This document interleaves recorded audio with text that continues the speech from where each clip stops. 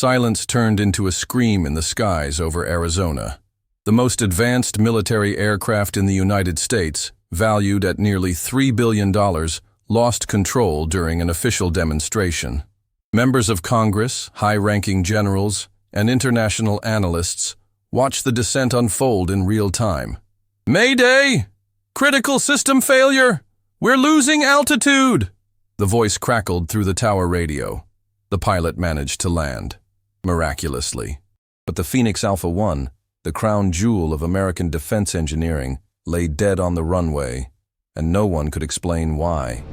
300 miles away, Jack Morrison was finishing repairs on an old tractor under the relentless desert sun. His hands, covered in grease, tightened the last bolts with surgical precision. "The issue wasn't the pump," he said calmly. "It was the heart." The farmer raised an eyebrow in doubt, until the engine purred like a contented cat. Jack offered a faint smile, wiped the sweat from his brow, and walked back to his metal trailer parked behind a small roadside diner. That's where he'd lived for decades. Nobody knew who he really was. Old photographs covered the trailer's interior walls. A young man standing beside a military jet, a handshake with a general, medals, smiles frozen in time. But there was one picture tucked away. An explosion, a costly mistake, a past buried deep. Jack had once been the best propulsion technician in the Air Force, a man who could hear machines, who sensed what computers couldn't detect. In 1994, he raised the alarm about a defect in a new prototype. He pleaded for them to delay the flight. They ignored him, and when everything went wrong, they needed someone to blame.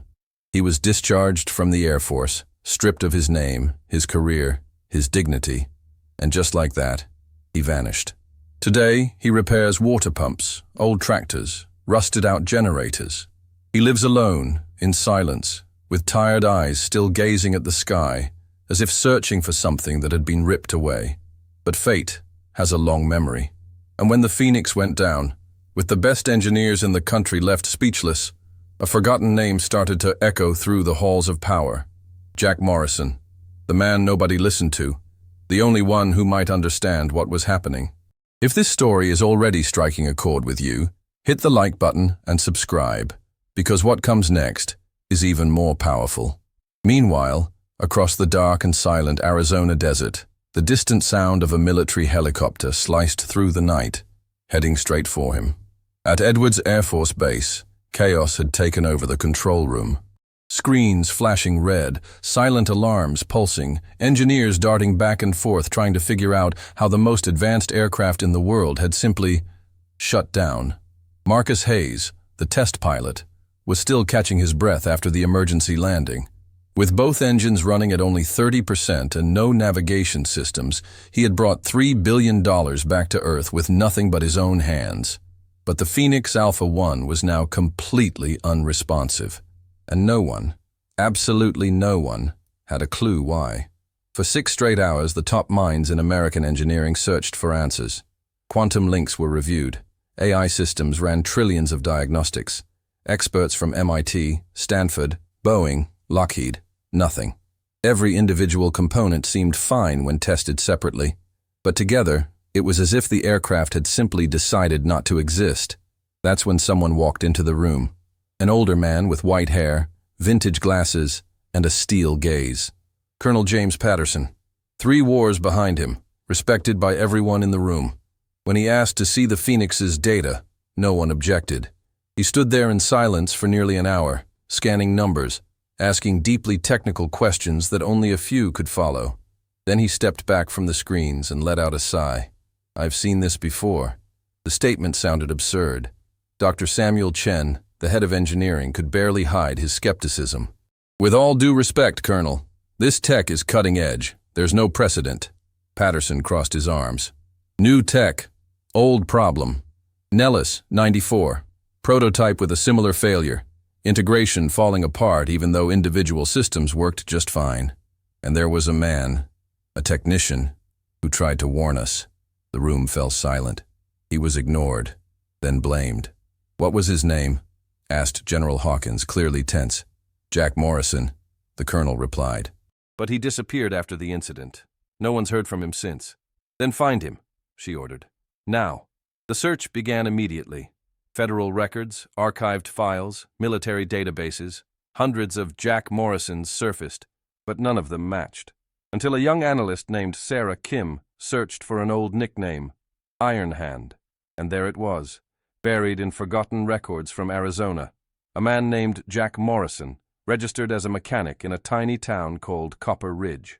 Fewer than 200 residents, no phone lines, no internet, just a rusty trailer parked behind a diner. At 11:47 p.m., a military Humvee sped across the desert. Inside, Sergeant Rodriguez held a folder with the photo of a man the world had forgotten. When they arrived, they found Jack exactly as predicted. Sitting outside the trailer, staring at the sky like someone waiting for something that hadn't come in decades. He didn't stand up, didn't flinch at the headlights cutting through the darkness. When Rodriguez approached, Jack simply said, "Depends who's asking. I'm Sergeant Rodriguez, sir. I need you to come with me." "After 30 years, now you remember me?" he replied, still not looking at the soldier. "We've got a downed aircraft. Colonel Patterson says you're the only one who can help. Lives and billions are on the line." Jack stayed quiet for a few seconds. When he turned, there was a fire in his eyes, a fire that hadn't burned in a very long time. "Patterson's still alive?" "Yes, sir. He's the one who called for you." Jack took one last look at the trailer, the rusted truck, the life he had built far away from uniforms and command posts. Then he stepped inside, grabbed a duffel bag and an old toolbox, handling it like it held the last piece of who he used to be. "Sergeant," he said as he approached the Humvee, "I hope this time they're ready to listen." As the vehicle pulled away, kicking up dust under the starlit sky, the man the world had buried in silence was being called back. But what no one knew was whether Jack had returned to help fix it all, or to bring the whole thing down. The helicopter landed at Edwards Air Force Base just before dawn. When Jack Morrison stepped out, duffel bag in one hand, old toolbox in the other, no one said a word. They didn't need to. It felt as if time had come to a halt. 30 years later, he was stepping onto the same kind of ground that had once seen him walk away in disgrace. But now, the atmosphere was different. It wasn't quite a welcome. It was more like doubt. As he walked through the modern hallways, passing engineers in lab coats and officers tapping on tablets, Jack looked like a stranger speaking a forgotten language. Suspicious glances followed him like shadows. An old man, a desert mechanic, a ghost. The hangar doors slid open, and there it was, the Phoenix Alpha 1, towering, silent, almost arrogant in its complexity. Its lines were sharp, aggressive, beautiful, but to Jack, it was still just metal trying to hide a flaw. He took a deep breath and walked straight to the center of the hangar. No one called for him. No one stopped him. "You're Jack Morrison?" one of the engineers asked, furrowing his brow. "I expected someone more technical." Jack just looked at him. No words needed. He'd spent decades trying to prove himself with words, and lost. General Hawkins stepped forward. "Thank you for coming. I know it wasn't easy." Jack reached out his hand. "I heard you've got a problem." Dr. Samuel Chen, still skeptical, entered with a tablet and began the technical rundown. Lines of code, diagrams, graphs, a flood of data. All systems operate fine on their own.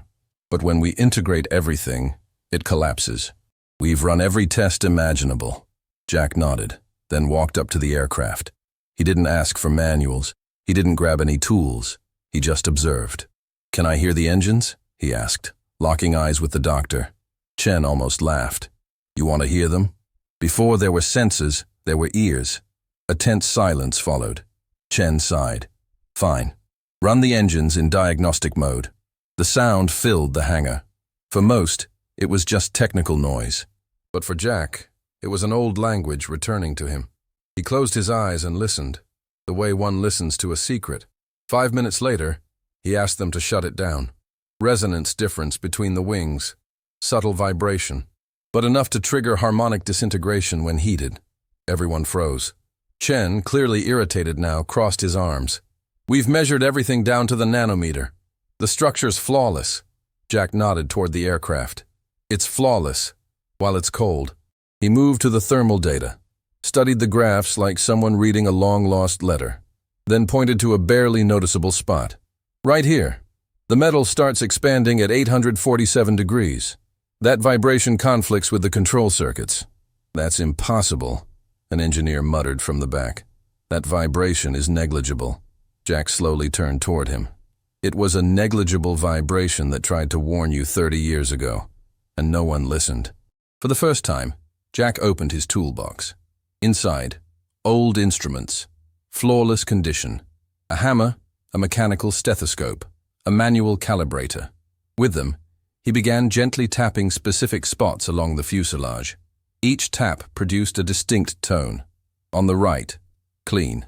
On the left, slightly hollow. "The aircraft's trying to talk to you," he said. "You just don't know how to listen." The engineers, once skeptical, now stepped in closer. Curious, cautious. For the first time, someone asked without sarcasm, "What if he's right?" "Then we save the program," the general replied.